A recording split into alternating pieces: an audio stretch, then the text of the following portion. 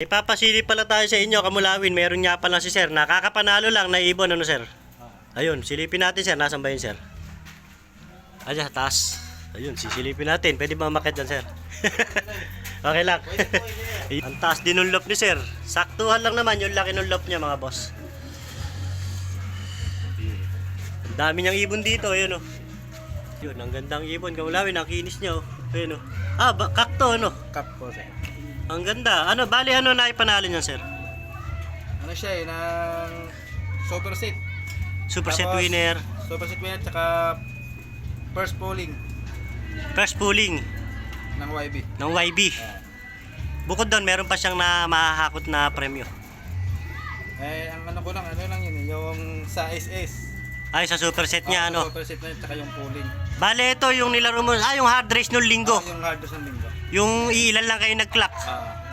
Ang galing, oh. Pangalawa, sa clacker. Ayun, bali, pang ilang lap yun, sir, nung nagkatapos na yun? Ano lang yun, di ba? Second? Second lap lang, nung hard race. Oh, ayun, second lap. Ayun, nagkaalaman na, nagkakapartihan na sila, Kamulawin. Kasi nga, ang daming bumutas nun. Nagkapahirapan talaga, halos lahat ng club, Kamulawin. Ayun, oh, ang ganda ng pakpak, kompleto. Nagpepede rin ka, sir. Ako, nagpipwede rin din ako pag malapit na yung training. Kaya yung pakpak niya, buong buo. Buong buo yan, oh. Ayun, oh. Saktuhan yung pedering niya. no? Ayun, ang taba agad ng ibon, no? Bali, fast recovery siya, sir. Oo. Kumbaga, hindi kailangan na lutuin mo pa sa gamot para makabalik kalindog. Hindi na, yung sinusubo ko nung ano, yung pa rin. Wala kang dinadagdag pagka-recovery. Hindi na ako nagdadagdag kasi mabilis na may recover yung ibon eh. Kagaya niya, linggo lang siya umuwi, medyo manipis siya nung umuwi. Medyo impisa ng bagya lang. Ayun, ang galing ng recovery ng ibon na to. Ganito nga yung mga ibon na hindi mo na kailangan bigyan na kung ano-ano pa. Kasi fast recovery siya. Ayun, Kamulawin, ito nga yung mga ibon niya. Ayun, ang tatapang kahit may tao, barako ng barako. Ayun, ang liit na lap lang pero ang daming ibon. Ayun, Siksikan? siksikan sila. Pero hindi naman sila nagkakasakit, sir. Hindi naman. Kahit na open na ganyan yung lap, ano. Ako naman ang ano eh, hindi naman nagkakasakit. Magaling ka mag-aalaga talaga.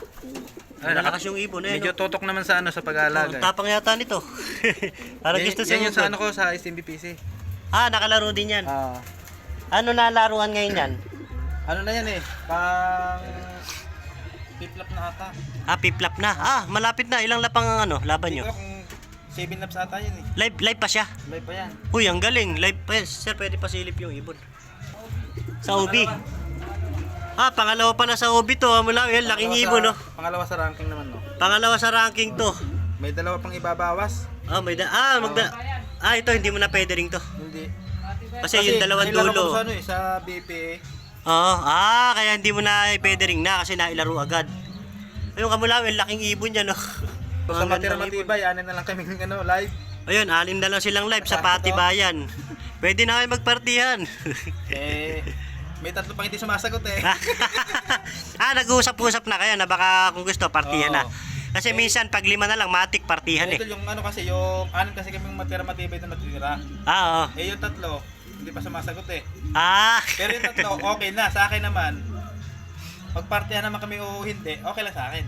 Kasi kung doon, labang ka rin naman talaga. Laban din naman ako para ano, baka sabihin eh, wala akong tiwala sa ibon eh. Totoo yun, totoo yun. Pero ako may tiwala ako sa mga ibon ko na to. Kumbaga, yun namang naging usapan nyo na hatian para din naman kasi sa lahat yun eh. Kung meron talagang, halimbawa, baka meron umuwi na malala na ibon na pabor sa kanya yung ganun. Kaya sabi ko, wala ka akong pampiling ulam eh. Hatian na lang ka ako.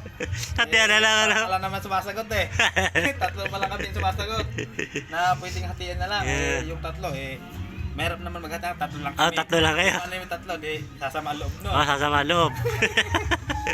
Bali sir, yung mga magulang niya mga kagaya niya, possible mo na manalo kung tatagpos talaga. Tapos yung isa na humakot sa'yo, na nanalo mo, nandito pa.